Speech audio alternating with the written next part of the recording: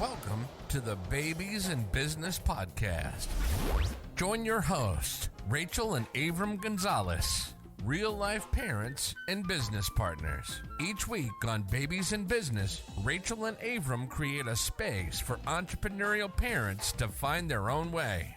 They'll dive into insights on topics like leadership, efficiency, self-awareness, budgeting, and human psychology as they nurture their family and build their business. Here's your hosts, Avram and Rachel.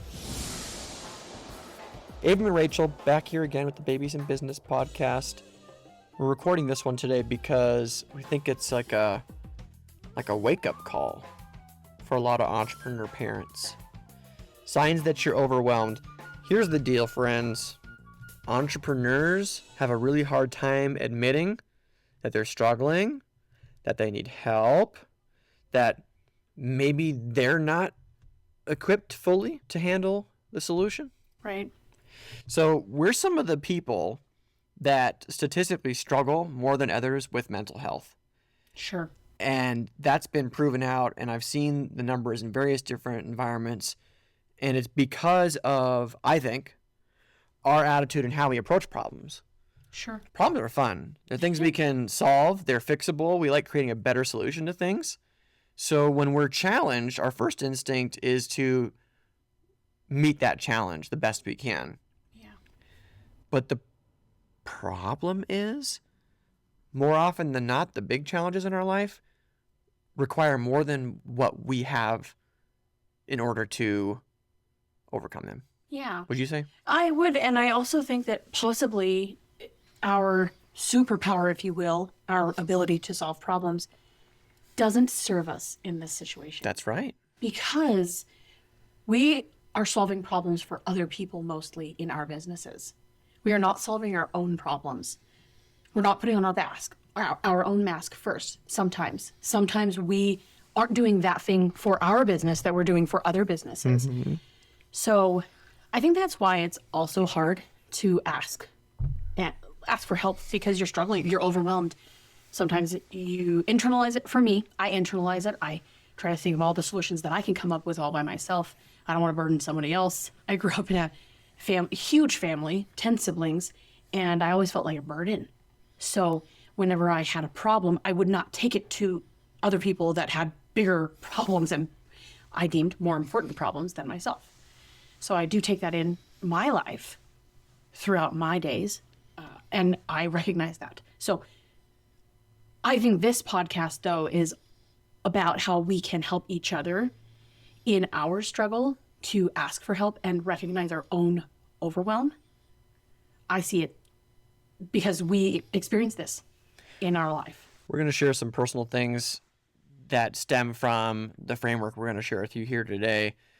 Consider this like your checklist, if you will, to do a personal self-audit here on how overwhelmed you might be. Because I think I said it's not are you overwhelmed? Because if you're running a business and you're raising a family, you're dealing with overwhelm on a daily basis. Yeah. Unless you're way further down the journey, but then your stuff, and that's just other things. It's just different. It's just different, right? So this is signs you're overwhelmed. We're going to talk about some things that we've personally been through, but we're also going to look at some of the specific signs first, and we do have some solutions, and we think these are things that will be helpful for every entrepreneur.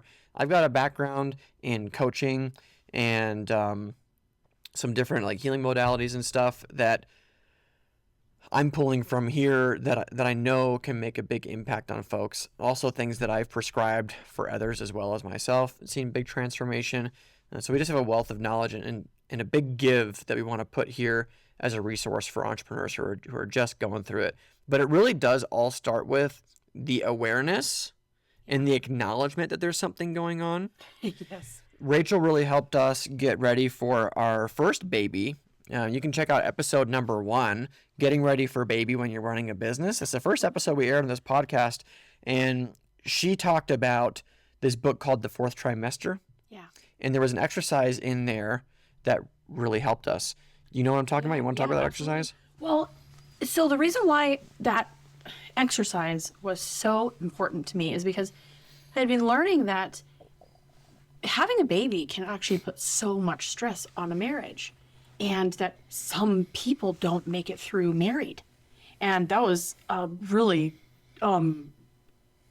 awful thought to me because I adore you and I want our relationship to continue. So there's this kind of a test where you, as the spouse, so I answered these questions for you. And it was about how do you notice that this person is stressed? What might be a helpful thing if you are stressed to help you to overcome that, or those kinds of things? You filled this out for yourself separate. Yes, correct. And then we came talked about it together. Yes. And then we asked, is this accurate? And it was pretty cool. Yeah, we filled it out was it for ourselves? We filled it out for ourselves, and then we looked at it together. Okay. To verify. That's why it was so hard for me. Because it's harder to observe, or it's harder for me to see things for myself. But it was really cool because it brought awareness to different things that maybe we wouldn't have talked about. Yeah. Thought about. It was very specific about acknowledging the signs of stress and overwhelm. Yeah.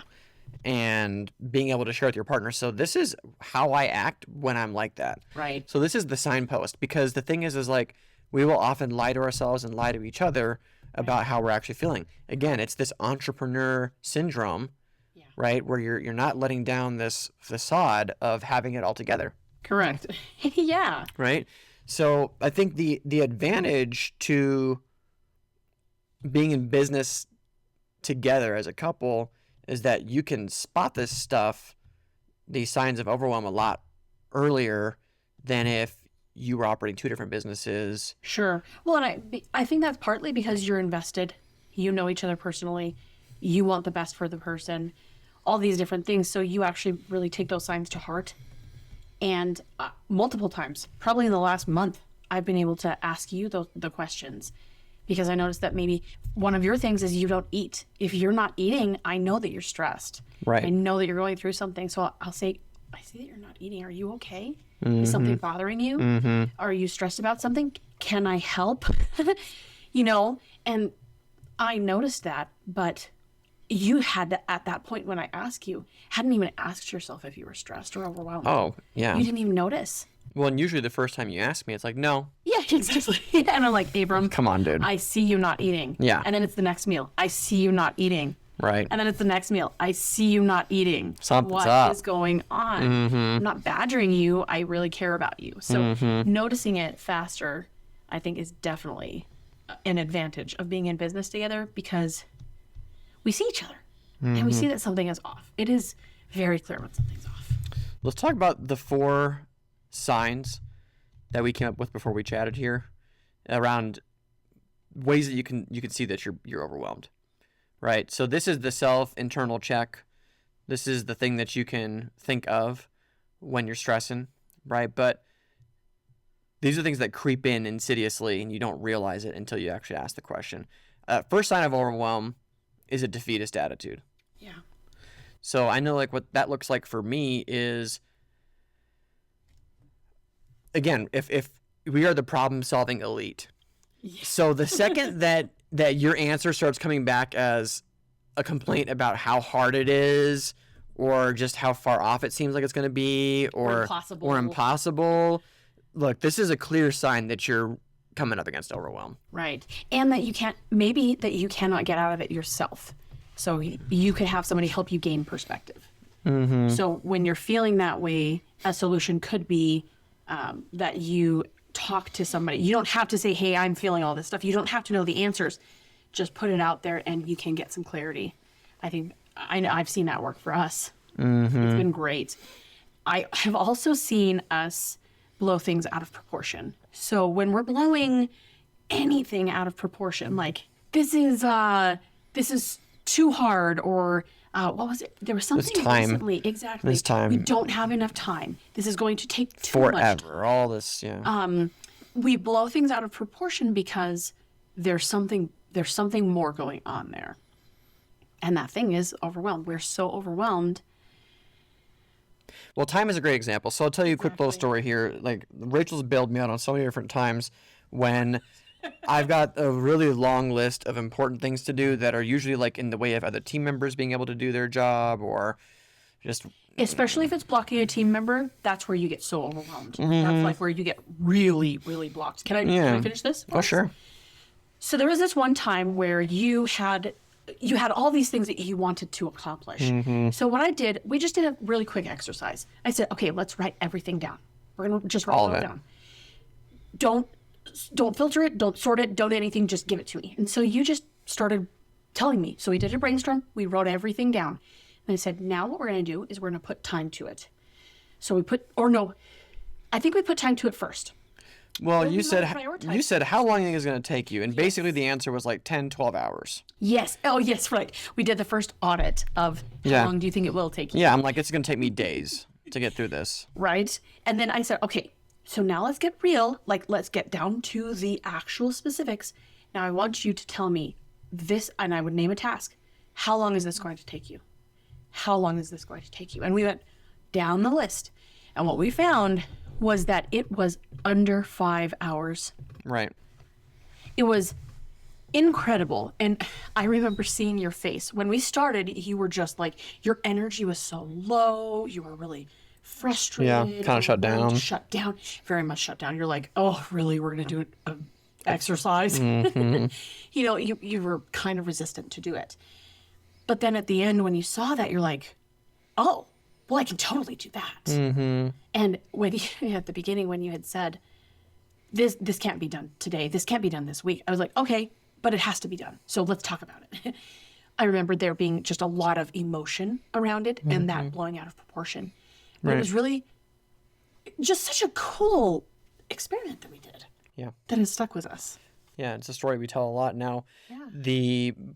The blowing things out of proportion, I think it's the feeling for the person that's overwhelmed is it's not based in reality. Right. So sometimes it is true. There's like in this case that we were talking about, there are just a lot of things to be done. Right. But really what is important to be done, that list is a lot smaller. Right. And so what we have done is we have manufactured all of these other things on top of what is really going on, which is I just don't know how to prioritize this. I just don't know. Exactly. Exactly. And so that's a big contributor to overwhelm. And this is one of the signs. Well, and I think, the priority. So I was thinking about that situation. So sometimes we have added pressure put on us that actually contributes to that overwhelm. And what that can look like is someone is wanting something from you. Sure. And you feel now, because they want that from you, it is a priority. So if you have a number of people wanting something from you, you feel like your priorities are just so long because there's so many. And being able to manage that. So sometimes it does take that outside view to see, okay, these really aren't priorities. These are people's requests, but they don't have to come in and invade your space. Yes, it's true. And I think that just goes right into the next thing we want to talk about is what is another sign of overwhelm is that you are so caught up in the urgent tasks that you can't see anything else. Like the forest for the trees, all you see is a tree. You can't see the forest. You can't see the big picture, but you're so far in it that it's a tunnel. Yeah.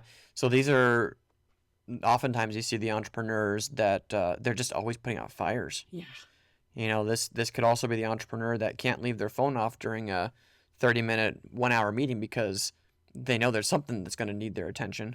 Exactly. Right? So they're just always caught up in urgency.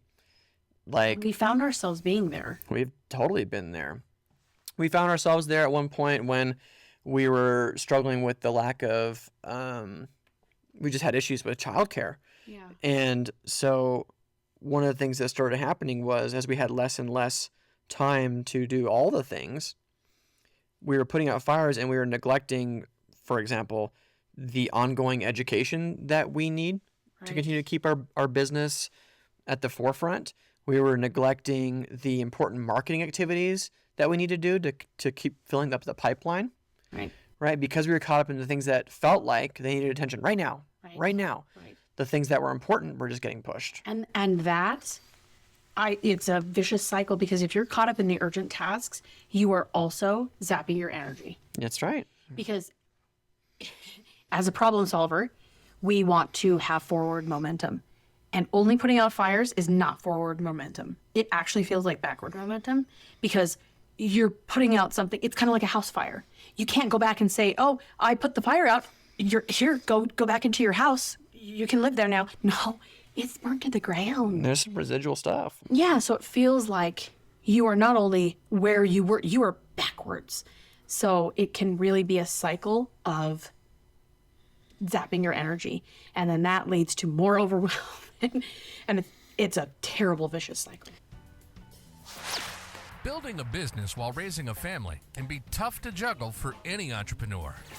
Knowing where to focus and how to spend your limited time is critical to your success. That's why Babies in Business has produced and made available a fantastic audio resource for you. It's titled 5 Key Focus Areas to Build a Profitable Business Without Burnout. During this short training, Rachel and Avram peel back the curtain on their secrets to building a business that serves your family, your dreams, and beyond. To download your free copy of the 5 Key Focus Areas, go to babiesandbiz.com/download. Again, that's babiesandbiz, BIZ.com/download to get your free copy. We hope you enjoy. Now, back to the podcast. Yeah, those things that are capturing that attention, those are not the causes of your overwhelm. No. That is a symptom Yes. of the overwhelm. Yes. Right. I think so for sure. And we've listed these things because we've seen it in our own business that these are the things that are signposts that we should pay attention to. When we see these, do something about it. This is telling us overwhelm. Let's recalibrate. Yeah. Let's reset what we're doing. Let's look at our goals, see if we're on track, and go from there. And then take all those urgent tasks that we think are urgent, put them on a list if we feel like we need to, and reprioritize. Let's just put it like this. There is no reason that you should be so busy that you're always putting out fires. Oh. It means you're businessing wrong. Yeah. It means you're working way harder than you need to be. There's some systems, there's some things that could be in place. Support. Right? This is a sign that you need help. It is not normal to be working that hard for long periods of time. Well, and you're not going to get a badge. You're not going to get an award for putting out fires. You're just not. So to stop normalizing, that there's this hustle grind that needs to happen all the time, because no, that is not contributing to your mental health in any kind of positive way. And the fact that you're running around doing things urgently all the time, putting out fires, is a symptom of some deeper mental stuff that's going on that you haven't even acknowledged yet. Yeah, well, and why did we get into business for ourselves anyway? We did not get into business to work more, to be stressed, to be overwhelmed, all these things. We got into business so that we could have more time, more freedom, more clarity, all of these different things. And that's something that we have to recalibrate what we're doing in our mindset if we find ourselves always in a hurry. Which is the last one, the last sign here, the fourth one, is always in a hurry. It's not the same as always putting out fires. No. Oh, being always in a hurry is like that rushing around, that stressing over your timelines. Right. Trying to get to the next place as quickly as possible. I think it also leads to poor work poorly, whatever you're outputting, poor execution, because you're so focused on just getting to the destination that maybe you forgot something at home. You're going to work outside of your house that day and you forgot your laptop because you were in so much of a hurry. Yeah, a relaxed mind produces the most creative, brilliant solutions. Yeah. The one that's under pressure creates a different type of solution. I'm not saying that having pressure and, putting your feet to the fire isn't right. Some people say they thrive under pressure. So they thrive under pressure, but let's be honest. Your nervous system can't handle that long term. That's the other part of this, right? Your nervous system cannot handle overwhelm long term. Right. It's not meant for that. It's not meant for that. So again, another symptom is just rushing around to the next thing. Yeah. Well, and I'd heard when I was in therapy shortly after Lincoln, and my therapist was saying that when we do something for so long, so she talked about our window of tolerance, and just imagine this is like a window, the shape of a window, maybe, however you want to think about it. This is where our nervous system is happy, and this is where we are normal, and we function normal, we make decisions normally, we are well regulated, all of these different things. But if we always function outside of our window of tolerance, meaning that we are stressed or we're overworked or we're doing something we just aren't really good at and we're really stressed about accomplishing it, their brain rewires to make that normal. And then we have all these hormones, like I think it's cortisol, the stress hormone, or all these things that are dumping into our system and making it so that we make irrational decisions and all these different things that come up. And I just find that fascinating that, if we can help ourselves, we're in business for ourselves. Let's take care of ourselves. Be aware of this and don't allow our overwhelm to become the normal function in our life. It's not normal.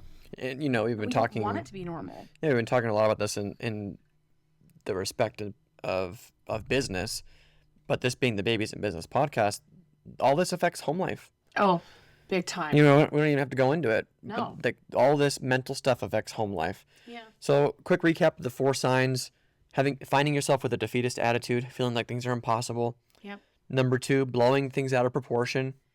It can help to have somebody else to take a look at your situation to know.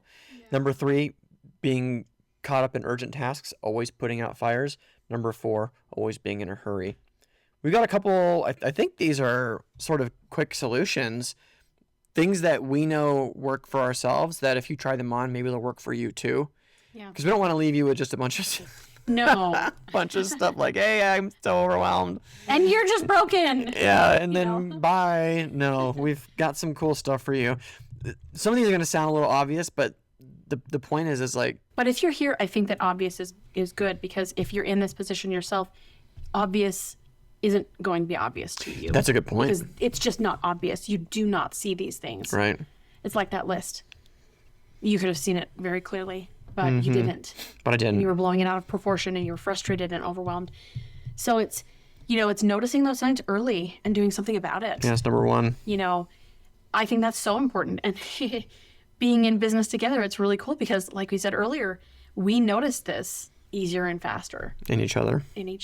And we can do something about it. And we've committed to do something about it.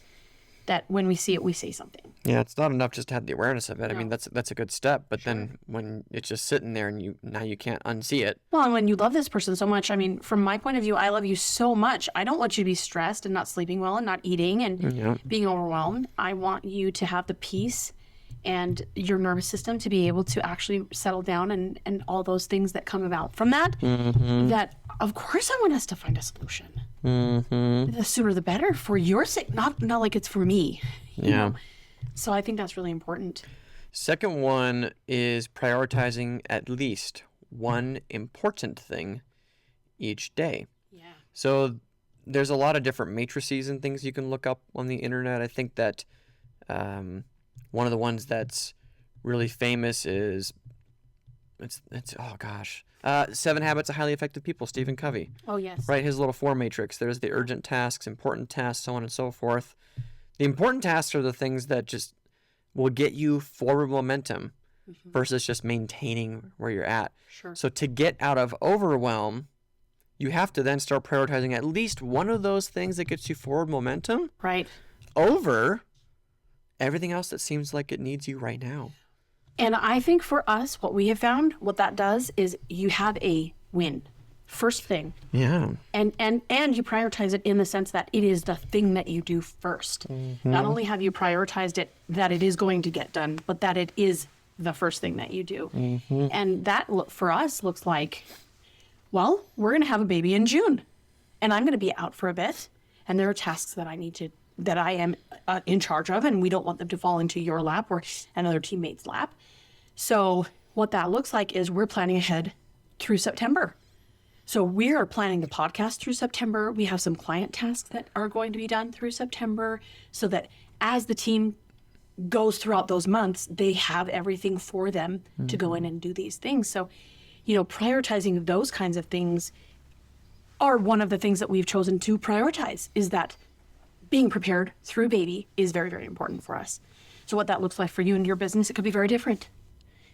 But we look at what are our goals. Well, we want to continue running our business. We want to continue growing our business, and we want to continue offering this really great service that we offer. And this gets us there. Yeah. So super We important. we tried out this thing called the Power Hour. We did a podcast on it recently. You can check it out in the show notes. That really helped us see how important it is to put that one thing at the forefront, and then just what that momentum can do for you, even short term. The impact was unimaginable. You think of an hour. I don't know. I think of it as like a sale.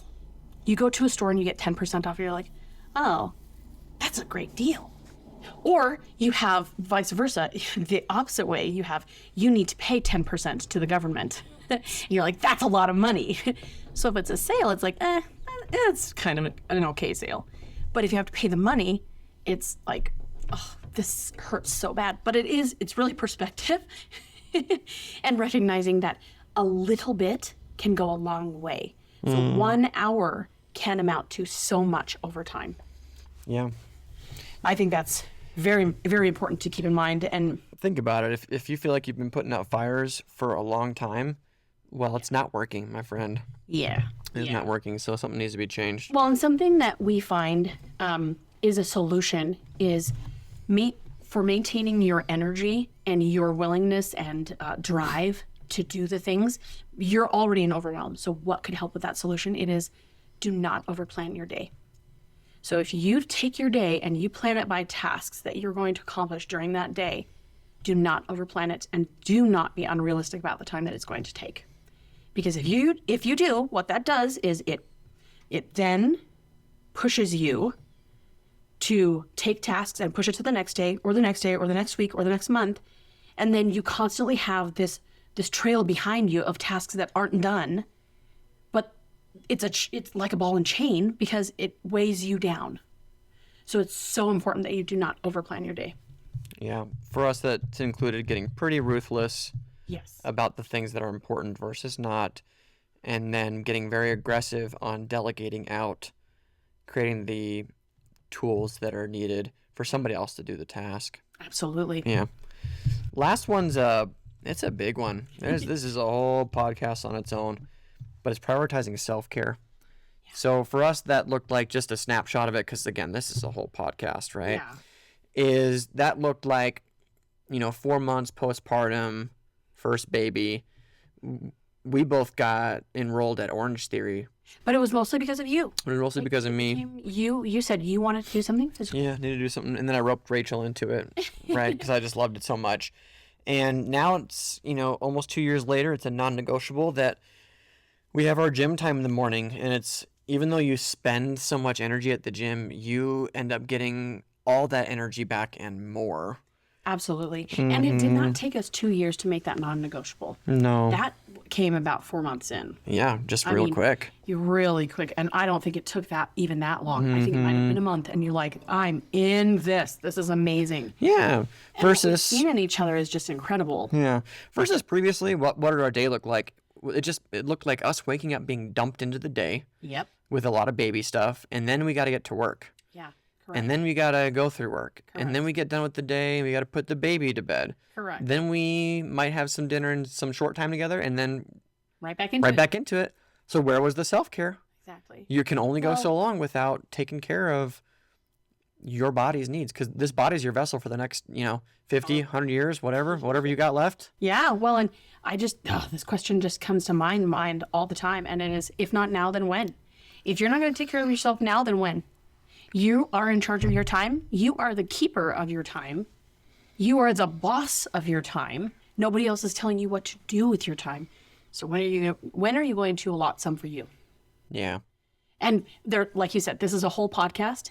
I think that this really, it just really became important for us. Mm-hmm. So, you're hearing this for the first time, hopefully taking some notes of the 4 signs. If any of these are ringing true for you, I think it bears some closer look, some more attention to it, because an overwhelmed entrepreneur does not perform the same way as an entrepreneur who is at ease, in their creative zone of genius, and just thriving. Agreed. Right. So that's why we're doing this. Hopefully you got something out of it, or it sparked some curiosity for you. Maybe you can think of somebody who, like it or not, they can't realize they are just really going through it. You might send this to them. They might be offended. I don't know, but at least they know that you care about them. Yeah. Right? That's why you would send it to them. That's why you'd call attention to it. So anything else you'd like to add to this conversation as we close it out? I just think that it's so important that if you're listening to this, there's a reason that you're listening to it. And you will never regret taking a look at what it is that you're doing and trying to reassess it. This will serve you very, very well. Because we like solutions.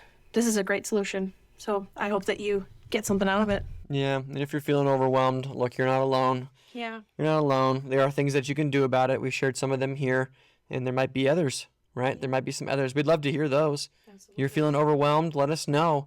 What is your go-to tool, thing that you do to start feeling less overwhelmed? We'd love to hear it. You can email us at hello@babiesandbiz.com. We got a contact form on the website as well. We receive all those emails to our inboxes. You can also catch us on social media at babiesandbizpod. You can engage in the conversation there and check out all of the different content and short form stuff that comes from these episodes. If you got a friend, somebody that you know would benefit from this podcast, please send it to them, tag them in the comments, right? Just get this information out there. More people need it. And so with that, thanks for listening in. We'll catch you on the next episode. Bye for now. Thanks for tuning in to this week's episode of the Babies in Business podcast. Who do you know that would benefit from hearing this episode? Share it with them and post about it on social media. You can find the show notes for this episode, free downloads, and connect with the rest of the community at babiesandbiz.com. We'll see you next time.